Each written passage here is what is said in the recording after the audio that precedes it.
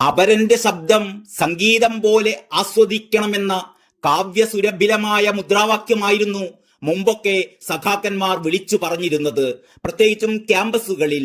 പക്ഷേ ഇന്ന് വിളിച്ചു പറയുന്നത് നിന്റെയൊക്കെ തലച്ചോറ് റോഡിൽ പൂക്കുല പോലെ ചിതറിക്കുമെന്നാണ്.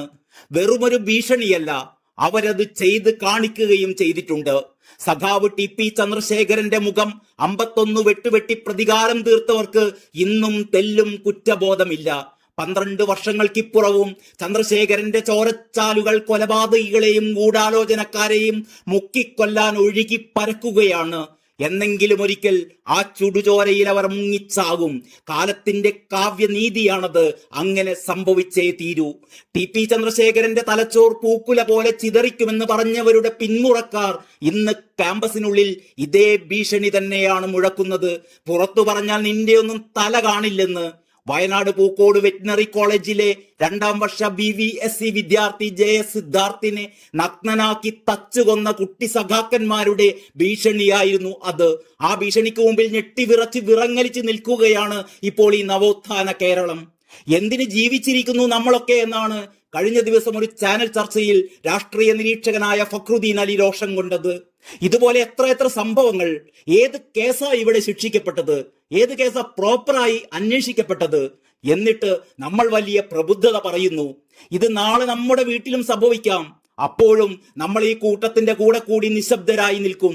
നമ്മുടെയൊക്കെ വീട്ടിൽ നമ്മളെ കാത്തു നിൽക്കാൻ ആളുകൾ ഉള്ളത് കൊണ്ടാ ഇതൊക്കെ കാണുമ്പോഴുണ്ടല്ലോ നമ്മുടെ മനസ്സിൽ നമ്മളൊക്കെ പണ്ടത്തെ കാലത്തേതുപോലെ വീണ്ടും ജനിച്ചു പോവുകയാണ്.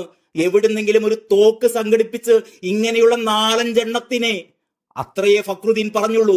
രോഷം കൊണ്ടും സങ്കടം കൊണ്ടും വിറകൊള്ളുന്നുണ്ടായിരുന്നു അദ്ദേഹം. പണ്ടൊരു പെൺകുട്ടിയെ റേപ്പ് ചെയ്ത് കൊന്നിട്ട് ആ പെൺകുട്ടിയുടെ അച്ഛൻ ആ കൊലപാതകിയെ വേട്ടയാടി കൊന്നിരുന്നു. മനുഷ്യന്മാർ അങ്ങനെ ചിന്തിച്ചു പോകുന്ന അവസ്ഥയാണ്. അത് ചെയ്യാത്തത് നമ്മുടെയൊക്കെ വീടുകളിൽ നമ്മളെ പ്രതീക്ഷിച്ച് ചിലർ കാത്തിരിക്കുന്നത് കൊണ്ടാണ്, അവരുടെ മുഖം ഓർമ്മയുള്ളത് കൊണ്ടാണ്. ഫക്രുദ്ദീൻ പറഞ്ഞു നിർത്തിയിടത്ത് നിന്നാണ് ജോയ് മാത്യു തുടങ്ങുന്നത്.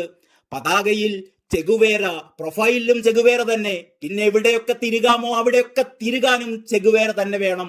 പോരാത്തതിനിടക്കൊക്കെ ചെഗുവേരയുടെ മകളാണെന്നും പറഞ്ഞ് ഒരു സ്ത്രീയെ വിദേശത്ത് നിന്നും ഇറക്കുമതി ചെയ്യും. എന്നാൽ നമ്മുടെ ചുടുചോറുവാരികൾക്ക് അതിനേക്കാളൊക്കെ താല്പര്യം കൊടി, കിർമാണി, ട്രൗസർ എന്നൊക്കെ വീട്ടുപേരുള്ള വിപ്ലവ തീപ്പന്തങ്ങളാകാനാണ്. അതുകൊണ്ടാണ് പൂക്കോട് വെറ്റിനറി കോളേജിലെ സിദ്ധാർത്ഥൻ എന്ന വിദ്യാർത്ഥിയെ അതിക്രൂരമായി ഇവർ കൊലക്ക് കൊടുത്തത്.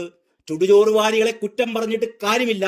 ഇവരെ കുറ്റവാളികളാക്കി വളർത്തിയെടുക്കാൻ ഉത്സാഹിക്കുന്ന രാഷ്ട്രീയ നേതൃത്വങ്ങൾ ഉള്ളിടത്തോളം ഇത്തരം അരുംകൊലകൾ ഇവിടെ തുടരും.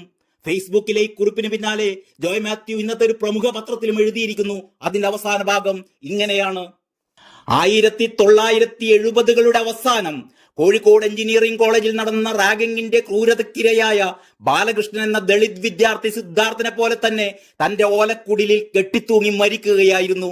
നീതിന്യായ സ്ഥാപനങ്ങളൊക്കെ കണ്ണടച്ചു. എന്നാൽ ക്യാമ്പസിലെ തന്നെ റാഡിക്കലായി ചിന്തിക്കുന്ന ഒരു കൂട്ടം വിദ്യാർത്ഥികളും ക്യാമ്പസിന് പുറത്തുള്ള നാട്ടുകാരായ സമാന മനസ്കരും റാഗിങ്ങിന് നേതൃത്വം കൊടുത്തവരെ കോഴിക്കോട് നഗരത്തിലെ പ്രശസ്തമായ ഫ്രഞ്ച് ബേക്കറി എന്ന റെസ്റ്റോറന്റിൽ വെച്ച് വളഞ്ഞിട്ട് തല്ലി. അതിനുശേഷം ആ ക്യാമ്പസിൽ റാഗിംഗ് ഉണ്ടായിട്ടില്ല എന്നാണ് അറിവ്. ഭരിക്കുന്ന പാർട്ടിയുടെ പിന്തുണയുള്ള വിദ്യാർത്ഥി സംഘടന എന്നാൽ നീതിപാലകന്മാരെ പോലും ഭയപ്പെടുത്തുന്ന ഒന്നാണെന്ന് സമീപകാലത്തെ ഒട്ടേറെ ഉദാഹരണങ്ങൾ നമുക്ക് മുന്നിലുണ്ട്. പിൻവാതിലൂടെയോ വാതിലില്ലാതെയോ വരുന്ന അധ്യാപകരാവട്ടെ വായ മൂടിക്കെട്ടിയ അവസ്ഥയിലുമാണ്. എഞ്ചിനീയറിംഗ് കോളേജിലെ റാഗിംഗ് വീരന്മാരെ പാഠം പഠിപ്പിച്ച റാഡിക്കൽ ചിന്തകളുള്ള വിദ്യാർത്ഥി സമൂഹം മന്യം നിന്നുപോയ സ്ഥിതിക്ക് ഇനി നീതിപീഠത്തിനു മാത്രമേ ഈ മൃഗയാ വിനോദത്തിന് അറുതി വരുത്താൻ പറ്റൂ. ഒരു കുടുംബത്തിന്റെ സ്വപ്നങ്ങൾ നിറവേറ്റാൻ നിയോഗിക്കപ്പെടുന്ന മകന്റെ ക്രൂര മരണം ഏത് പിതാവിനെയാണ് ഉലച്ചു കളയാത്തത്? ഏത് മാതൃഹൃദയമാണ് പിളർന്നു പോകാത്തത്? ഏത് സഹോദരരാണ് അനാഥരായി പോകാത്തത്? അത്ഭുതം ഇതിലൊന്നുമല്ല. അട്ടപ്പാടിയിലെ മധുവിനെ തല്ലിക്കൊന്നപ്പോഴും മഹാരാജാസിലെ അഭിമന്യുവിനെ കുത്തി കൊലപ്പെടുത്തിയപ്പോഴും ഗർജിക്കാൻ വീറ് കാണിച്ച നമ്മുടെ സാംസ്കാരിക കൂട്ടത്തിന്റെ പൊടി പോലും ഇവിടെ കാണാനില്ല. കാരണം കുട്ടിക്കുരങ്ങന്മാർ ഇങ്ങനെയൊക്കെ ആണെങ്കിൽ തന്തക്കുരങ്ങന്മാർ എങ്ങനെയായിരിക്കും പ്രതികരിക്കുക എന്ന ഭയം.